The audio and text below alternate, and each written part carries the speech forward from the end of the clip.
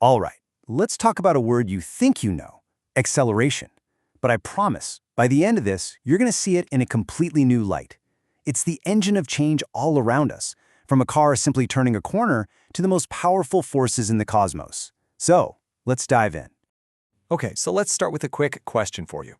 Picture this. You're in a car. You stop on the gas. You slam on the brakes. You crank the wheel to take a sharp turn. Feels totally different, right? But what if I told you that in the eyes of physics, they're all the same thing? Yep, the answer is acceleration. And I can almost hear you thinking, yeah, acceleration is speeding up. Duh. And look, you're not wrong, but you're only seeing a tiny piece of the puzzle. The real story is so much cooler. To really wrap our heads around acceleration, we've got to take one step back. We need to talk about its sibling, velocity. And trust me, this is the one thing that trips everyone up, the part we all kind of snooze through in science class. Okay, here's the deal. Velocity is not just speed. Speed is just a number on your dashboard. Velocity is speed plus its direction. That direction part, that's the secret ingredient. It's absolutely everything. An airplane going 500 miles an hour east has a totally different velocity than one going 500 miles an hour north. Right, so if velocity is this combo of speed and direction, then acceleration is just the measurement of any change to that combo over time. It's the rate of change. Now, let's get into the nitty-gritty. This formula looks pretty simple, and it is. Average acceleration is just the change in velocity. That little triangle delta just means change in, and you divide it by how long that change took. The unit you get is meters per second squared.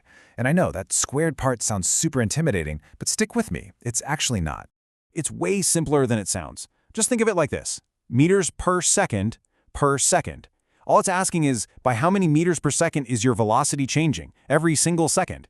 See, when you say it like that, it just clicks. An acceleration of, say, 2 meters per second squared just means your velocity gets 2 meters per second faster every second. All right, let's see this in action.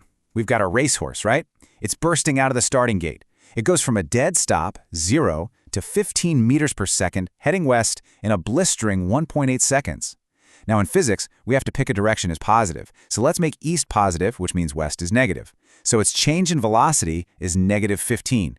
We plug that into our formula, divide by 1.8 seconds, and we get negative 8.33 meters per second squared. And hold on, don't let that negative sign throw you. It's not a mistake. All it's telling us is the direction of the acceleration. The horse is speeding up to the west, our negative direction, so the acceleration is also pointing west. It's negative. Simple as that. And this, right here, brings us to the main event, the big reveal. Because we've set the stage. Acceleration is a change in velocity, and velocity has direction. This is where that everyday pedal-to-the-metal idea of acceleration just doesn't cut it anymore. Okay, check this out. You are accelerating if you speed up. That's the obvious one. You are accelerating if you slow down. Makes sense.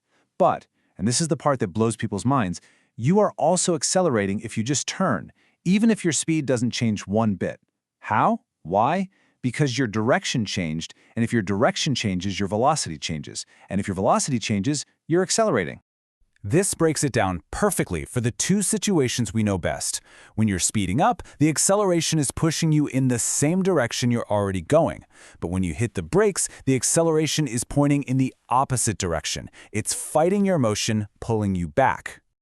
You know, here's a little pro tip from the world of physics. We all say deceleration when we're talking about slowing down, but physicists, they kind of cringe at that word. They'll just call it negative acceleration. Why? Because deceleration is vague. Negative acceleration keeps everything tied to a specific direction, which is what this is all about. Okay, so everything we've talked about so far, like with that racehorse, has been average acceleration, the change over a whole chunk of time. But what if we want to know the acceleration at one single tiny instant? The analogy is perfect. Average acceleration is like calculating your average speed on a 5-hour road trip. You take the total distance and divide by the time. But instantaneous acceleration, that's like glancing down at your speedometer. It tells you what's happening right now.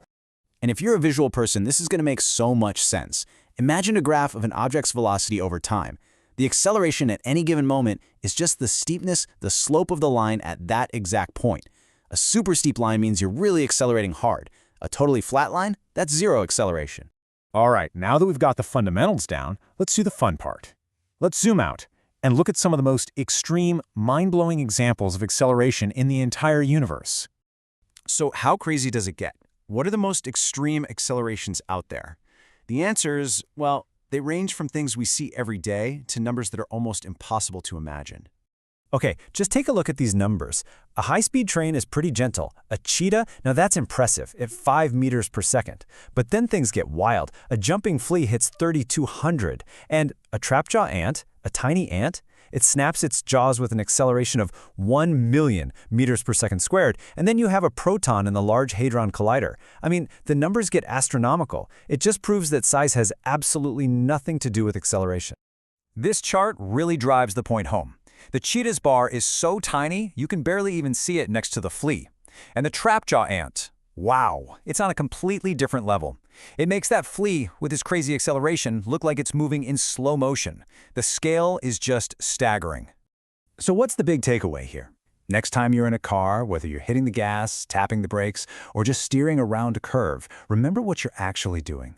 You're playing with acceleration. It's this invisible engine of change that's happening literally everywhere all the time. It's not just about going faster, it's the very language of how things change in our universe. Makes you wonder, doesn't it? What other simple things are way more amazing than we think?